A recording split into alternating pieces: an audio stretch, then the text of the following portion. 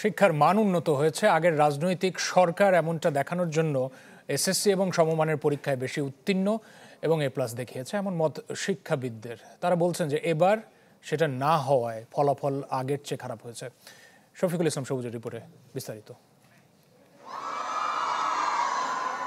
গেল এক যুগের বেশি সময় ধরে ক্রমবর্ধমান এসএসসি ফলাফলের যে সূচক, এবারের হিসাব বদলে দিয়েছে আগের ধারা। 2025 সালে গড় পাশের হার 68.45। গত বছর যা ছিল 83.4। এবার জিপিএ 5 পাওয়া শিক্ষার্থীর সংখ্যা কমেছে 43,000। অভিভাবকরা বরং খুশি হবেন। ফলাফলের বিরাট এই পরিবর্তনের কারণ কি জানতে চাই ঢাকা বিশ্ববিদ্যালয়ের institute of education and research IR এর অধ্যাপক ডক্টর মোহাম্মদ আব্দুস সালামের কাছে। তার মতে আগের সরকারের আমলে শিক্ষার মান ভালো দেখানোর জন্য সঠিক মূল্যায়ন হতো না। বিগত সময়গুলোতে কিন্তু আমাদের অভিভাবকদের মধ্যে ফলাফল ভালো করলেও তাদের মধ্যে প্রচণ্ড অসন্তুষ্টি ছিল, যে প্রশ্ন পেয়ে যেত মানুষ, এবং আমাদের শিক্ষার্থীরা পড়ার পিছনে না ছুটে প্রশ্নের পিছনে ছুটাছুটি করতেন। সেই কালচারটা কিন্তু আমরা এই বছরের পরীক্ষায় দেখিনি। সেটা আমাদের শিক্ষার্থীদের মানসিক একটা পরিবর্তন হয়েছে, এবং শিক্ষার্থীরা যেহেতু সরাসরি এই সমস্ত আন্দোলনে অংশগ্রহণ করেছিলেন এবং তারা কিন্তু পড়াশোনার প্রতি তাদের যে আগের আগ্রহটি, সেই আগ্রহটাও কিন্তু অনেকটাই কমে আসবার যে ছিটে ফোটা এবং চিহ্ন আমরা কিন্তু দেখতে পাই। চিরায়ত এই মূল্যায়ন পদ্ধতি শিক্ষার্থী ও তার পরিবারের সদস্যদের মাঝে মানসিক চাপ বাড়ায়।